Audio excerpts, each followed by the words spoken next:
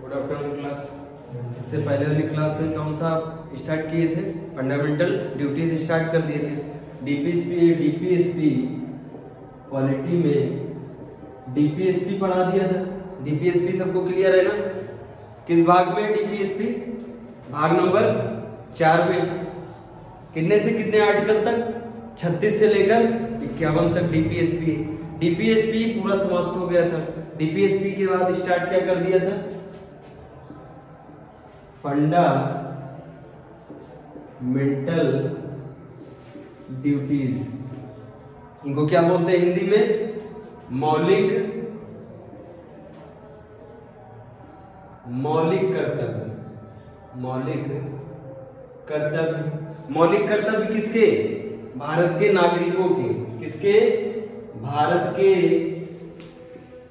नागरिकों के। ये कौन से कर्तव्य हैं? भारत के नागरिकों के कर्तव्य। फंडामेंटल राइट्स क्या था? नागरिकों के अधिकार थे। ये क्या है? ये क्या है? कर्तव्य। और डीपीएसपी क्या था? राज्यों के कर्तव्य। राज्यों के कर्तव्य थे। समझ में आया? कर्तव्य का मतलब ये नहीं होता, कर्तव्य कभी भी कंपलसरी नहीं होता। अगर कर्तव्य का मतलब ये नहीं है कि तुम नहीं करोगे तो सजा बोली जाएगी। कर्तव्य है, निभाना है, नहीं निभाया तो कोई बात नहीं। समझ में आ रहा है? इतना क्लियर है? फंडामेंटल ड्यूटीज पहले अपने संविधान में थी? नहीं थी। जब संविधान लिखा गया उस टाइम फंडामेंटल ड्यूटीज नहीं थी। ये समझ में कब आया? ये समझ में आया था जब कौन गया? रूस गए थे। कौन रूस गए थे? उनका नाम है सरदार स्वर्ण सिंह। सरदार स्वर्ण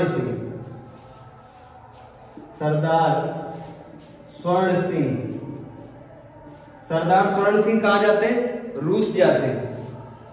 रूस जाएंगे तो रूस में इनको क्या पता चलेगा कि इनके संविधान में, रूस के संविधान में क्या है? फंडामेंटल ड्यूटीज है। क्या है? फंडामेंटल ड्यूटीज कहां लिखी थी सबसे पहले? रूसी संविधान में। रूसी संविधान में कहां लिखी थी? रूसी संविधान में फंडामेंटल ड्यूटीज लिखी थी। इंडियन संविधान में, भारतीय संविधान में लिखी थी? नहीं लिखी थी। और आर्टिकल सारे बन चुके थे। कहां से कहां तक आर्टिकल बन चुके थे? 1 से लेकर 395 आर्टिकल बन चुके थे। अब देखो नंबर तो पूरे बन गए ना, 1 से लेकर 395। अब ज्यादा आर्टिकल बढ़ाने नहीं, क्योंकि इतना तो लेंदी हो गया संविधान। तो ये क्या करते? उसी में क्या करेंगे? उसी नंबरों में फेरबदल कर देंगे। किस नंबर में? 51 वाले नंबर में। अभी तक कितने डीपीएसपी में आर्टिकल कहां से कहां तक थे? 36 से 51 तक थे। इसी 51 में 51 का डाल देंगे। 51 का। समझ में आ रहा है? 51 का में कितने फंडामेंटल ड्यूटीज डालेंगे? शुरुआत में, स्टार्टिंग में 10 fundamental duties. 10 fundamental duties starting में। 2002 में एक और फंडामेंटल ड्यूटीज डालेंगे। वर्तमान में कितनी फंडामेंटल ड्यूटीज हैं? 11 मौलिक कर्तव्य है वर्तमान में। ये 11वां वाला कब डाला? 2002 में। 2002 में डाला गया। याद रहेगा? और ये मूल संविधान में जब फंडामेंटल ड्यूटीज नहीं थे तब इनको समझ में कब आया? जब वो रूस गए। रूस से जब लौट के आए तो उस समय क्या था? 1976 था। 1976 में लौट के आए तो कहा कि बदलाव करना चाहिए। किसमें? भारतीय संविधान में। पूछा भारतीय संविधान में क्या बदलाव करना चाहिए? कहा इसमें राज्य के कर्तव्य आपने लिखे, लोगों के अधिकार लिखे, फंडामेंटल राइट्स लिखे, लेकिन लोगों के कर्तव्य तो लिखे ही नहीं। तब लोगों के कर्तव्य डालेंगे बदलाव करके। जब संविधान में बदलाव होता है तो उसको क्या कहते हैं? संशोधन कहते हैं। क्या कहते हैं? संशोधन। संशोधन इंग्लिश में कहते हैं अमेंडमेंट्स। आ रहा समझ में? अब देखो ये कौन सा बदलाव होगा? 42वां बदलाव। 42वां बदलाव। 42वां संविधान संशोधन। 42वां संविधान संशोधन कब हुआ? 1976 में। आराम समझ में। 42वें संविधान संशोधन के तहत क्या डाल दिया गया?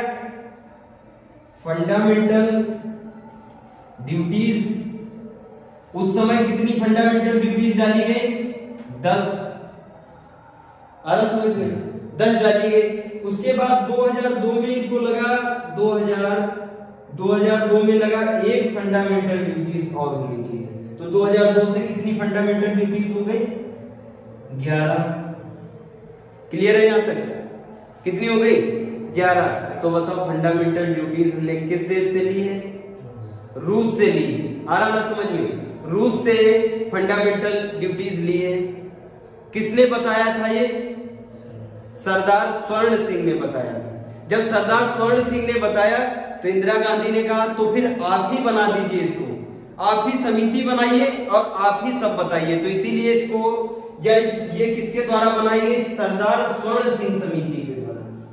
फंडामेंटल ड्यूटीज किसके द्वारा बने? सरदार स्वर्ण सिंह समिति के द्वारा। पूछा गया है क्वेश्चन, किसके द्वारा बना? सरदार स्वर्ण सिंह समिति के द्वारा बना। कितने भाई फंडामेंटल ड्यूटीज है इसमें? 10। स्टार्टिंग में 10, 2002 में हो गए कितने? 11। वर्तमान में कितने? 11। तो पढ़ने पड़ेंगे कितने? 11। तो 11 ट्रिक से पढ़ने। फंडामेंटल ड्यूटीज की ट्रिक क्या है? ABCD ही ट्रिक है। ABCDEFGHIJK के तक जाओगे, देखो के तक हो गए ना 11। ABCDEFGHIJK हो गए 11। बस इतना ही याद रखना है। ABCD याद रखो और मौलिक कर्तव्य ऑटोमेटिक याद रहेंगे। ABCD तो सबको याद होती है। अब देखो कितने कितने मौलिक कर्तव्य पढ़ने हैं? 11 पढ़ने हैं। ABCD में सबसे पहले क्या आता है? ए आता है? नहीं आता है? नंबर ए आता है? अरे ABCD में ए से ही तो स्टार्ट होता है। ABCD, ए आया। ए का मतलब है एंथम। एंथम हिंदी में क्या कहते हैं इसको? राष्ट्रीय गान।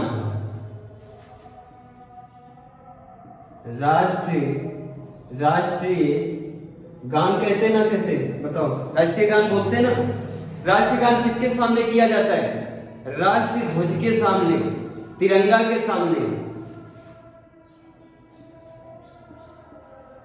तिरंगा को क्या कहते हैं इंग्लिश में? Flag, national flag. आ रही ट्रिक समझ में? ट्रिक कुछ नहीं है, ABCD ट्रिक है। ए लिखा हमने, पहला मौलिक कर्तव्य ए का मतलब एंथम। एंथम को हिंदी में क्या कहते हैं? राष्ट्रीय गान। राष्ट्रीय गान किसके सामने? राष्ट्रीय ध्वज के सामने। तो ये जो पहला वाला मौलिक कर्तव्य है, ये क्या कहता है? राष्ट्रीय गान और राष्ट्रीय ध्वज का सम्मान करना। राष्ट्रीय गान और राष्ट्रीय ध्वज का सम्मान करना। सम्मान करना किससे कह रहा? सम्मान करना भारतीय लोगों से कह रहा है। ये लोगों के कर्तव्य है, जो भारत में रह रहे हैं उनके कर्तव्य है। तो ये किससे बोल रहा? भारतीय नागरिक से बोल रहा। आ रहा ना समझ में? पहला आया राष्ट्रीय गान और राष्ट्रीय ध्वज का आदर और सम्मान करना, पहला कर्तव्य। दूसरा देखो ABCD में दूसरा क्या आएगा? अल्फाबेट ए तो हो गया। दूसरा क्या आएगा? B आएगा? नहीं आएगा? आया ना B। B का ट्रिक क्या है? भगत सिंह।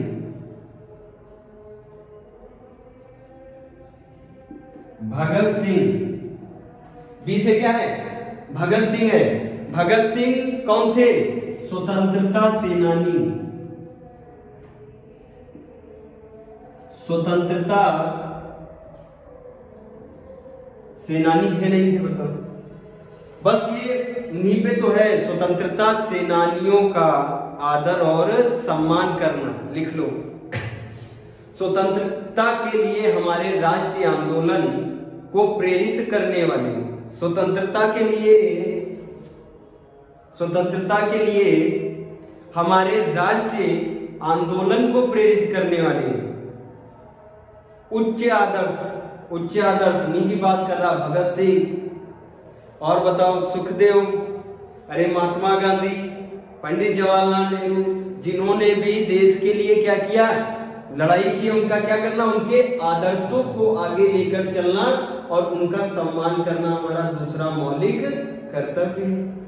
आ गया ना समझ में? देखो भगत सिंह, बी से क्या होगा, भगत सिंह कौन थे, स्वतंत्रता सेनानी। तो यही तो कह रहा, स्वतंत्रता सेनानियों का आदर व सम्मान करना और इनके विचारों को, इनके जो विचार हैं, विचारों का सम्मान करना और आगे बढ़ाना, ये दूसरा हो गया मौलिक कर्तव्य। आया ना समझ में? अब तीसरा देखो मौलिक कर्तव्य, ए हो गया, बी हो गया, आपके कौन सा अल्फाबेट आएगा, सी आएगा ना, सी, ए बी सी आया। सी का ट्रिक है चोर। सी का क्या ट्रिक है, चोर। सुना है ना कहावत, चोर चोर मौसियार है भाई। एकता रहती है चोरों में, एक चोर पीटा जाएगा, दूसरे चोर का नाम नहीं बताएगा। तो यही तो है इसमें, एकता, देश की एकता और अखंडता को बनाए रखना। देश की एकता और अखंडता को बनाए रखना कैसे? चोर क्या होते हैं, बहुत आपस में एक होते हैं, है ना, अखंड होते हैं, वो कबूलते नहीं है किसने चोरी की। एक फंस जाएगा, दूसरे को फंसाएगा नहीं, कहेगा हम ही ने सारी चोरी की थी। आ रही ना ठीक समझ में? क्या हुआ, ए से आया समझ में, ए बी और सी का मतलब क्या है, चोर। चोर में क्या होती है, एकता होती है।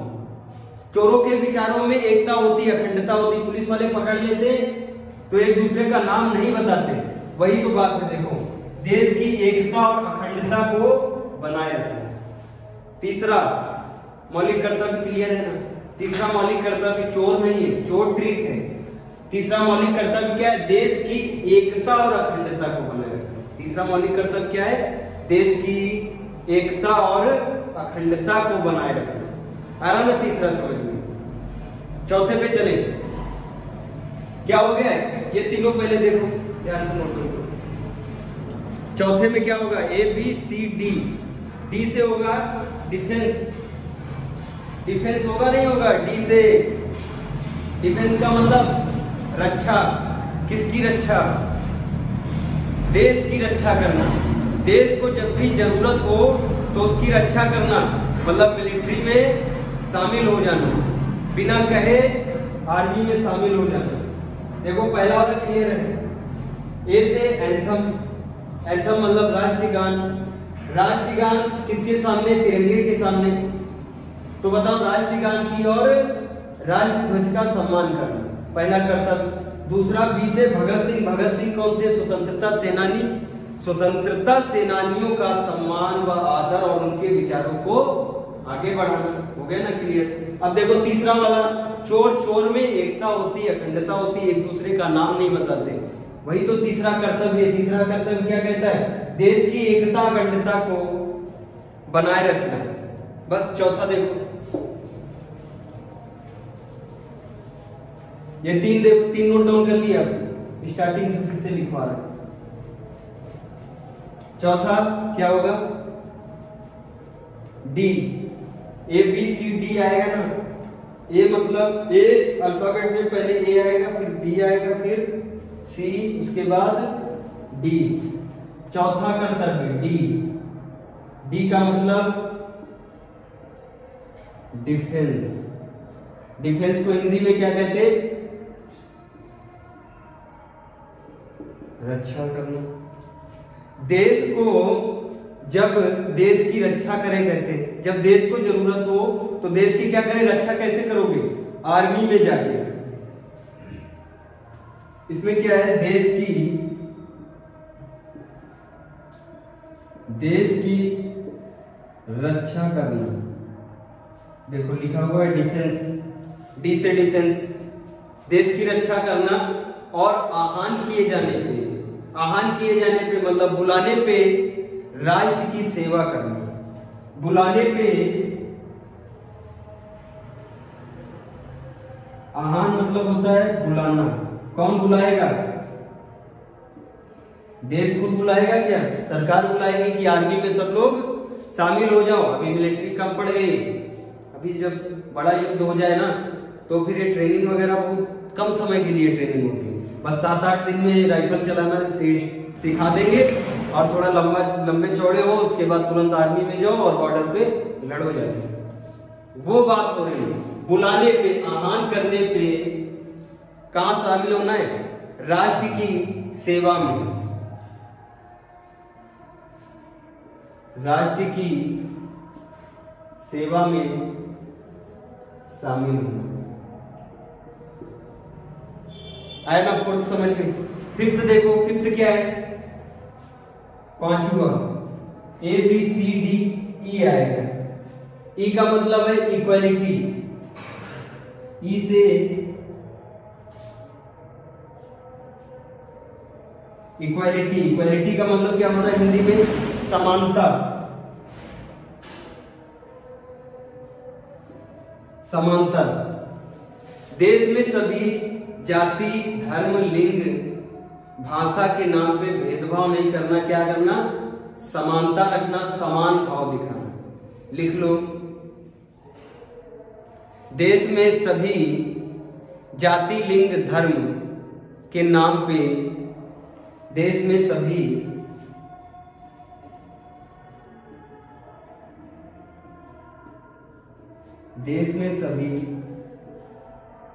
जाति, लिंग, जन्म स्थान के नाम पे समानता रखना, मतलब भेदभाव नहीं करना। आ रहा ना समझ में? ई क्लियर हुआ। अब कौन सा नंबर आ जाएगा? देखो कितने कर्तव्य क्लियर हो गए? 5 तक कर्तव्य क्लियर है। अब छठा कर्तव्य क्या होगा? A B C D E F. F का मतलब क्या होगा? Festival, festival. ये ट्रिक है, फेस्टिवल, चोर, ये सब ट्रिक है। समझ में आ रहा है? सीधे सीधे वहां पे फेस्टिवल थोड़ी ना लिखा है, वहां पे लिखा है हमारी संस्कृति की गौरवशाली परंपरा को, हमारी संस्कृति की गौरवशाली परंपरा का महत्व समझने और उसके महत्व समझे और उसको परिरक्षण करें। फेस्टिवल मतलब क्या होता है? त्योहार होता है ना, त्योहार। आरा समझ में? उतना कठिन ना समझ में आए जितना हमने बताया, तो इतना तो समझ में आ सकता है भाई। क्या कहते हैं? त्योहार हमारी परंपरा है, परंपराओं से चलता हुआ आ रहा है। दीपावली में गोला पटाखा दगाना है, होली में रंग खेलना है, हो गया ना परंपरा जैसा। तो देखो त्योहार मतलब क्या हो गया? परंपरा पे आधारित हो गया, परंपरा पे आधारित है ना परंपरा, तभी तो होली में रंग लगाते हैं, होली में ईटा गुमा मारते हैं। क्या परंपरा से चला आ रहा है कि रंग लगाना है होली में, दीपावली में गोले पटाखा सब फोड़ने, है ना, परंपरा है नहीं। तो यही तो कह रहा है हमारी संस्कृति, हमारी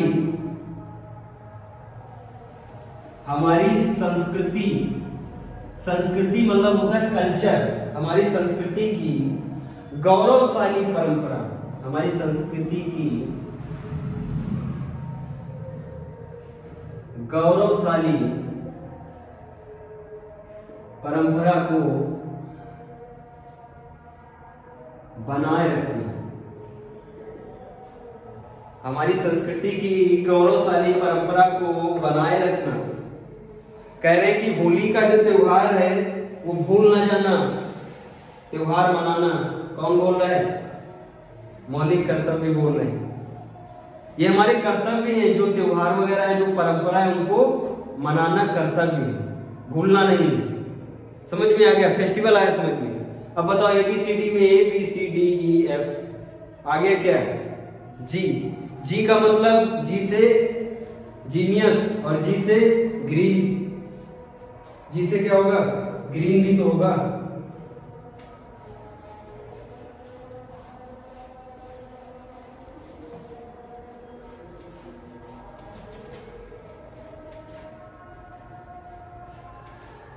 ट्रिक सही है? ABCD तो ट्रिक है इसकी। देखो ध्यान से, कहां तक आ गए? जी पे आ गए। जी किस नंबर पे? ABCDEF जी, 7th नंबर पे। 7th मौलिक कर्तव्य, 7वां मौलिक कर्तव्य क्या होगा? जी होगा। जी का मतलब ग्रीन। ग्रीन को हिंदी में क्या कहते हैं? हरा। हरियाली कहाँ होती है? पर्यावरण में। प्राकृतिक पर्यावरण की जिसके अंतर्गत क्या आते हैं? वन, झील, नदी, ये सब आते हैं। ग्रीन से, ग्रीन मतलब क्या? हरा। हरा मतलब क्या? पर्यावरण।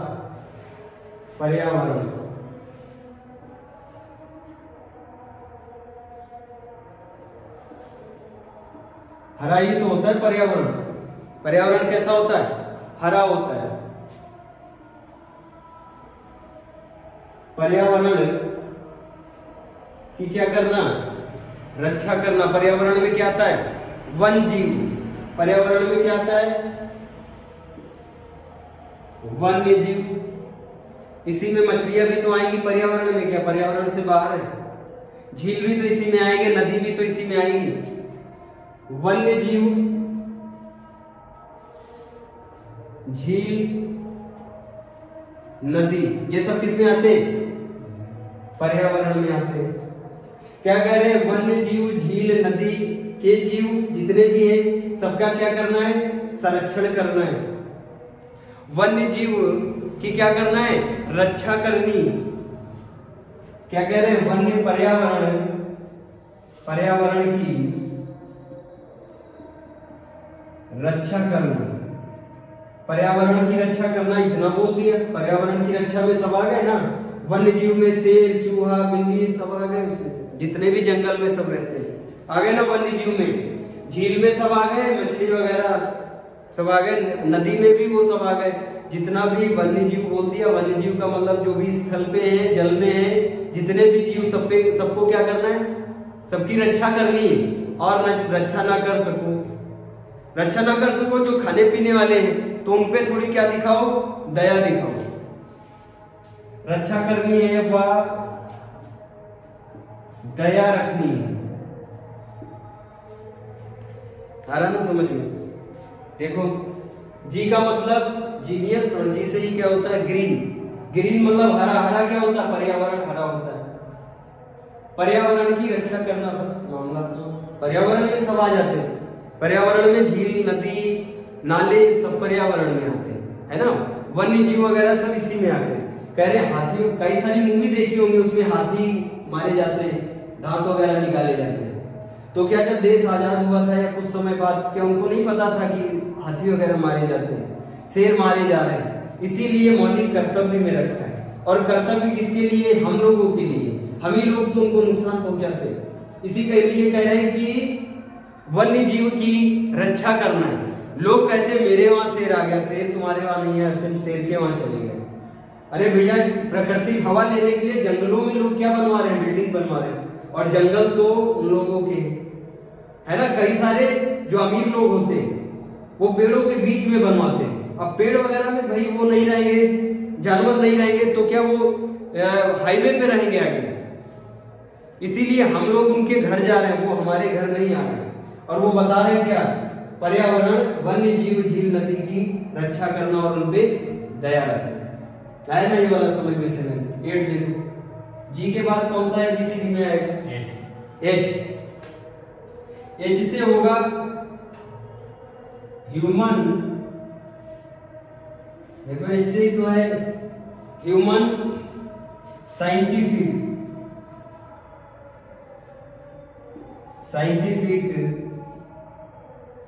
अप्रोच। हिंदी में अगर इसको लिखें, इसी को अगर हिंदी में लिखें तो इसको क्या लिखेंगे? वैज्ञानिक दृष्टिकोण को बढ़ावा देंगे। वैज्ञानिक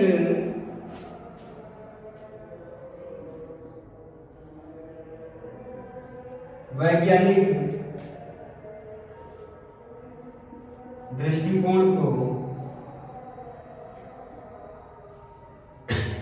बढ़ावा देना। भाई यही तो लिखा हुआ है 8वें में कि वैज्ञानिक दृष्टिकोण को बढ़ावा देना है। जो ऋतिक रोशन के क्रिस मूवी में देखा है, क्रिस मूवी कई सारे पार्ट बने। क्रिस मूवी में क्या होता है? वो साइंटिस्ट होता है। ऐसे लोगों को प्रोत्साहित करना है। घर में अगर कोई केमिस्ट्री से बीएससी कर रहा तो उसको पीएचडी करवाना है। ह्यूमन साइंटिफिक अप्रोच को आगे बढ़ाना है। पीएचडी कराओ, उसको क्या बनाओ? साइंटिस्ट बनाओ। अगर कोई साइंटिस्ट दिख जाए तो उसका सम्मान करो, उसको और आगे बढ़ाओ। ये ना कहो तुमने वो मॉलिक्यूल बनाया था, ऐसे मॉलिक्यूल तो हमारे बाबा जी नाली में फेंक देते थे। ऐसे उसको मोरल उसका डाउन ना करो, उसको और ज्यादा प्रोत्साहित करो। क्या कर रहे हैं? वैज्ञानिक दृष्टिकोण को बढ़ावा देना, जो साइंस साइड से है उसको बढ़ावा देना है, ताकि वो अपने देश में और उन्नति कर सके। है ना क्लियर? ये वाला 8th। 9th क्या है? एबीसीडी में 9 आई।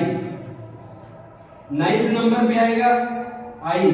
आई का मतलब, आई से क्या होता है फुल फॉर्म? थोड़ा आई से देखो। इनकम होगा नहीं होगा? जब तुम्हारे पास इनकम होगी तभी तो संपत्ति होगी। गरीब इंसान संपत्ति बना सकता है क्या? घर खरीद सकता है? वो बड़े बड़े बंगले खरीद सकता है, जमीन खरीद सकता? नहीं खरीद सकता। तो क्या होना चाहिए? इनकम होनी चाहिए। जब तुम्हारे पास इनकम होगी तो तुम्हारे पास क्या होगी? संपत्ति भी होगी। इनकम होगी तो प्रॉपर्टी भी होगी। कहते हैं सार्वजनिक संपत्ति, अपनी पर्सनल संपत्ति नहीं बता रहा, सार्वजनिक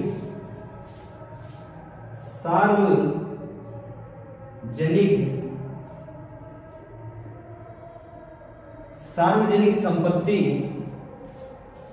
को संरक्षित करना।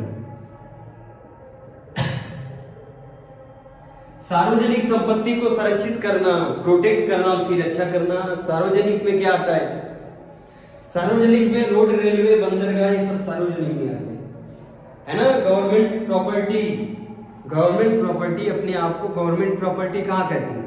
अगर वो गवर्नमेंट प्रॉपर्टी कहे तो इंसान को गुस्सा आ जाएगा, उसको तोड़ फोड़ देगा। इसीलिए वो क्या करती है? कभी भी सार्वजनिक चीज देखोगे, रेलवे पे जाओगे तो लिखा होगा ये आपकी संपत्ति है, ये सार्वजनिक संपत्ति है, इसकी क्या करें? रक्षा करें। और लोग क्या करते हैं? जहां पे बैठते हैं, गवर्नमेंट जो बनाती बैठने के लिए, पहले बैठते हैं फिर उसी पे पान खा के थूक देते हैं, उसकी रक्षा नहीं करते। यही सब देख के मौलिक कर्तव्य में क्या डाला गया है? सार्वजनिक संपत्ति को सुरक्षित करना। सार्वजनिक संपत्ति में क्या आता है? रोड, रेल, बंदरगाह। रोड, रेल, बंदरगाह को क्या करना है? उसकी रक्षा करनी है, सफाई रखना है।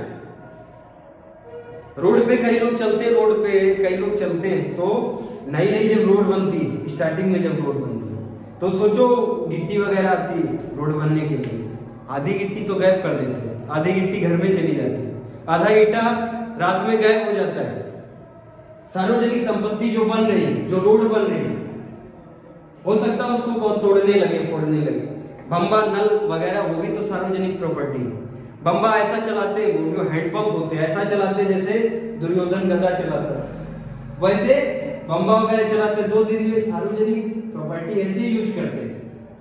अभी जो प्रधानमंत्री वो जो शौचालय योजना चल रही है, अरे उस शौचालय में चले जाओ तुम, वो शौचालय नहीं जाएगा दूसरी बार।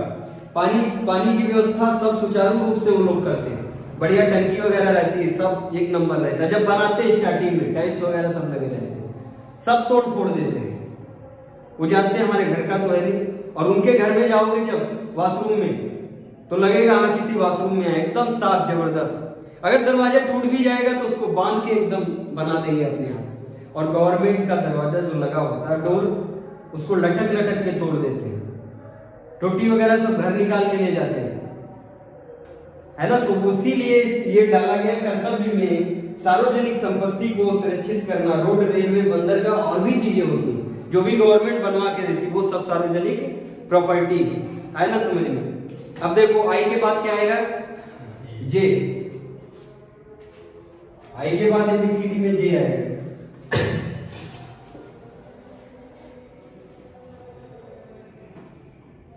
जे कौन सा है, 9 हो गया, 10 में होगा ना जे, 10th होगा जे। जे से ज्वाइंट एक्शन। 10वां जो मौलिक कर्तव्य है उसकी ट्रिक है जे, और जे की ट्रिक क्या है, ज्वाइंट एक्शन। ज्वाइंट एक्शन ध्यान से सुनना, ज्वाइंट एक्शन, ज्वाइंट मतलब एक साथ काम करना, यही तो लिखा हुआ है, एक साथ मिलकर सतत विकास करना, एक साथ मिलके आगे बढ़ना, एक साथ मिलके सतत विकास करना, यही तो लिखा है, यही तो 10th मौलिक कर्तव्य है अपना, एक साथ मिलके सतत विकास करना। हो गया ना क्लियर। लास्ट वाला बचा है, कितने थे, 11 थे, 10 तो निपटा दिए, लास्ट वाला बचा क्या, के। 11वें पे क्या आएगा, के। 10 पे जे हो गया, जे का मतलब ज्वाइंट एक्शन। ज्वाइंट एक्शन देखो, ज्वाइंट का मतलब एक साथ क्या करना, एक्शन करना। एक्शन कौन सा, एक साथ मिलकर सतत विकास पे एक्शन करना। सतत विकास समझते हो, एक होता है विकास। विकास में ये नहीं देखा जाता क्या बिगड़ रहा है, प्रकृति पे क्या क्या असर आ रहा है, बस विकास होना चाहिए। सतत विकास ना समझ में आए तो ध्यान से सुनना, सतत विकास है तो इसको कहते हैं सस्टेनेबल। ये बहुत इंपॉर्टेंट है, सस्टेनेबल डेवलपमेंट, जिसपे भारत आगे बढ़ रहा है, सस्टेनेबल डेवलपमेंट। ये एक होता है डेवलपमेंट, डेवलपमेंट को कहते हैं विकास। विकास का मतलब होता है कुछ भी हो जाए हमको आगे बढ़ना है। जब तुम आगे बढ़ोगे तो उसमें कई लोग, मान लो तुम दौड़ रहे हो, एक साथ दौड़ रहे हो, कई लोग दौड़ रहे हैं तुम्हारे साथ, तो अगर दौड़ोगे तो कई लोगों के कोहनी वगैरह लग जाएगी, गिर जाएंगे, मर जाएंगे। अरे भैया रेली भर्ती होती है आर्मी की, उसमें कई लोग गिर जाते हैं, मुंह फट जाता है उनका, सिर फट जाता है। तो ऐसी जो दौड़ है उसको क्या कहते हैं, केवल विकास की दौड़। ऐसी दौड़ विकास की दौड़ है। लेकिन एक दौड़ ऐसी होती जो घोड़ा भर्ती में नहीं होती। वो कौन सी भर्ती में होती, एसएससी जीडी। जब फॉर्म भरते हो, फॉर्म भरोगे तो उसमें फॉर्म में क्राइटेरिया आता है इतने किलोमीटर तक या इतने राउंड मारने। अब उसमें तुम्हारे लिए एक प्लेटफॉर्म होगा, उसमें ये नहीं होगा कि कोई तुमको धक्का मार के भाग रहा है। अब उसमें तुमको ही उस ट्रैक पे दौड़ना है आराम से। तो तुम्हारा बताओ नुकसान हो रहा कोई, ना किसी और का नुकसान हो रहा, ना तुम्हारा नुकसान हो रहा है। उसको कहते हैं सतत विकास। जब तुम विकास की तरफ दौड़ो और प्रकृति का विनाश ना हो, उसका नाश ना हो, तो उसको क्या कहते हैं, सतत विकास कहते हैं। इंडस्ट्री लगाओ, कपड़े की इंडस्ट्री लगाओ, सब इंडस्ट्री वगैरह लगाओ, लेकिन इतना ज्यादा पॉल्यूशन इमिट ना करो कि ग्लोबल वार्मिंग हो जाए, है ना। मोटरसाइकिल चलाओ, BS4 BS5 आ गए ना, इसीलिए सतत विकास है वो जो मोटरसाइकिल सुने होंगे BS4 से BS5 BS6 चल रही, उसमें क्या कर दिया है, उसमें ज्यादा फिल्टर लगा दिया। पहले हल्का फिल्टर था, अब और ज्यादा फिल्टर होके धुआं निकलता है। जब बहुत ज्यादा फिल्टर होके निकलेगा तो कार्बन की मात्रा कम हो जाएगी, कार्बन अंदर रह जाएगा, सर्विस कराने जाओगे कार्बन बाहर फेंक देगा। समझ में आ रहा, वातावरण में कार्बन नहीं जाएगा। वो होता है सतत विकास, वातावरण पे प्रभाव ना पड़े। लास्ट वाला क्या गया, ज्वाइंट एक्शन समझ में आया, एक साथ मिलकर सतत विकास। सतत विकास ऐसा विकास जिससे प्रकृति पे प्रभाव ना पड़े।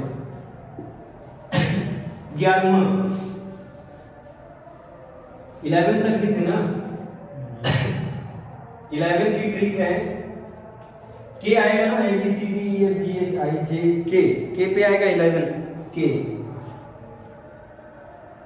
की ट्रिक है काका। एक काका सॉन्ग गाता है, YouTube पे देखा, काका एक सिंगर है, और ये काका किसकी बात हो रही? पिताजी की। कई जन जो है, कई लोगों को सुना होगा घर में पिताजी कहते हैं, कोई पापा कहता है, सुना है ना, कोई अलग अलग नाम से पुकारते हैं। कईयों के घर में, जैसे पश्चिमी उत्तर प्रदेश में कई लोग क्या कहते हैं पिताजी को? काका बोलते हैं, सुना है ना काका।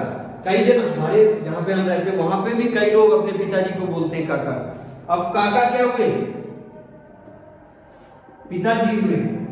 ये कह रहे हैं, इसमें देखो क्या लिखा हुआ है, 11th वाले मौलिक कर्तव्य में ध्यान से देखना, ये इंपॉर्टेंट है क्योंकि ये फंडामेंटल राइट में भी है।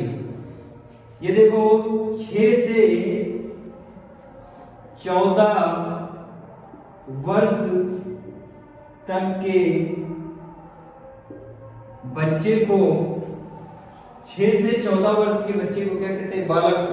बालक को कंपल्सरी मतलब अनिवार्य शिक्षा किसको दिलानी है? काका को दिलानी है, मतलब पिताजी को। लिखा हुआ है 6 से 14 वर्ष तक के बच्चे को पिताजी को क्या कर्तव्य है पिताजी का? कि शिक्षा दिलवानी है। और भैया गवर्नमेंट ने तो निःशुल्क करके रखा है। निःशुल्क मतलब प्राइवेट में नहीं, CMS में न चले जाना कि भैया आर्टिकल में लिखा हुआ है कि निःशुल्क है शिक्षा, अब मार के रिसेप्शन से भगा देंगे। प्राइवेट निजी संस्थान में नहीं, निःशुल्क शिक्षा कहाँ पे मिलती है? सरकारी संस्थान में, सरकारी स्कूलों में निःशुल्क के साथ साथ, इसी को प्रमोट करने के लिए निःशुल्क के साथ साथ क्या कर दिया है? उल्टा पैसा दे रही गवर्नमेंट। हर एक बच्चे को 600-700 रुपए स्कूल आने के, और भरपेट खाना मिलता है, वो भी खाना बिल्कुल बैलेंस डाइट वाला खाना मिलता है। बैलेंस डाइट बोले तो उसमें कार्बोहाइड्रेट की मात्रा ज्यादा, क्योंकि दिमाग लगाना पड़ेगा, इंस्टेंट एनर्जी देनी है। चावल वगैरह मिलते हैं, चावल रोटी मिलती है डेली, चावल मिलेंगे। प्रोटीन की मात्रा अच्छी होती है, अच्छी दाल होगी, अरहर की दाल होती है, मूंग की दाल होती है, इन सब दाल, ये सब दालें गवर्नमेंट स्कूल में बनवाई जाती है। काजू वगैरह का, काजू और बादाम का भी उसमें कुछ भाग डाला जाता है ताकि दिमाग का जो स्टोरेज सिस्टम है वो भी मजबूत रहे। बिल्कुल बैलेंस डाइट दिया जाता है, सारे विटामिन दिए जाते हैं, vitamin, minerals, protein, carbohydrate, fat सब मिलेंगे जो सरकारी स्कूलों में खाना खाते हैं। कभी कभी जाके देखना, कभी सरकारी स्कूल के खाने को जाके देखना, पहले क्या होता था सरकारी स्कूलों में ही बनते थे, अब बन के आते हैं, और जहां से बन के आते हैं वहां पे चेक होता है कि बैलेंस डाइट है कि नहीं है, न्यूट्रिशन अच्छा है कि नहीं है, क्योंकि कौन खाने जा रहा है? भारत के नागरिक, भारत का वो बच्चा खाने जा रहा है जो भारत का भविष्य है, उसको खिलाने जा रहे हैं। उसको अगर दिक्कत होगी, पेट खराब हो गया, गंदा खाना हो गया, तो क्या हो जाएगा? डायरिया, काला हो जाएगा, फिर 7 दिन तो बिस्तर पे लग जाएगा, 7 दिन स्कूल नहीं जाएगा तो सिलेबस छूट जाएगा। इसीलिए 1 नंबर का खाना मिलता है ताकि उसका पेट क्या ना हो, खराब ना हो। इतना ज्यादा प्रमोट कर रहे हैं इसको, शिक्षा को, और इसमें गड़बड़ कौन कर देते हैं? यही गड़बड़ कर देते हैं पिताजी। पिताजी कौन है? काका। ये क्या गड़बड़ कर देते हैं? ये घर के काम उनसे करवाने लगे। भैया 6 से 14 साल तक छोड़ के तो देखो, 6 से 14 साल तक उसको टेस्ट लेने तो दो शिक्षा का, तब फिर वो रुकेगा ही नहीं, काम भी करेगा और शिक्षा भी प्राप्त करेगा। 7 साल, 8 साल, 9 साल की उम्र है, अभी 6वीं, 7वीं में, 4थी में है, और उससे तुमने 4 दिन खेत में पानी लगवा दिया, 4 दिन खेत में काम करवा लिया, सिलेबस गया ना, छूट गया। अब जब वो स्कूल जाएगा उसको कुछ समझ में आएगा क्या? जाएगा उसके सब बाउंस ऊपर से जाएगा, कुछ नहीं समझ में आएगा। तब उसके पास 2 ही विकल्प होते हैं, या तो वो फिर खेती की तरफ लौट जाए, और या फिर पढ़ाई छोड़ के लेबरी की तरफ लौट जाए। है ना गड़बड़? कहीं ना कहीं इनका भी गड़बड़ है, इसीलिए मौलिक कर्तव्य में इनके बारे में लिखा गया, किसके? पिताजी के बारे में, कि पिताजी कृपया अनिवार्य शिक्षा दिलाएं, घर के छोटे मोटे और भी काम होते करने चाहिए। अब घर पे बाजार से कुछ लाना है, ले आओ, कोई दिक्कत नहीं। अब पूरा दिन अगर काम करोगे, एक हफ्ता तुमने खेत में काम किया, तो फिर पढ़ोगे कब? पढ़ने के लिए भी तो समय चाहिए। एक दिन में 3 से 4 घंटे पढ़ना चाहिए, 5 घंटे पढ़ना चाहिए। अब उसमें तो तुम क्या कर रहे हो? खेत में पानी लगवा दिया। जो पानी लगा के आएगा, खेत में काम करेगा, इतना थक जाएगा कि वो पढ़ाई नहीं कर पाएगा। समझ में आ गया ना मौलिक कर्तव्य? कल वाली क्लास में क्या पढ़ाएंगे? राष्ट्रपति। इतने ही थे क्या मौलिक कर्तव्य? राष्ट्रपति कल से पढ़ाएंगे, आर्टिकल नंबर 52 से। ये 11 तक मौलिक कर्तव्य क्लियर है। और ये 11वां मौलिक कर्तव्य 2002 में जोड़ा गया। किसके लिए? काका के लिए। और काका कौन है? पिताजी। पिताजी से बोला गया कि खेत में पानी वानी न लगवाओ, क्या दिलवाओ? शिक्षा दिलवाओ। हो गए ना 11 के 11 मौलिक कर्तव्य। काम खत्म मौलिक कर्तव्य का, कंप्लीट।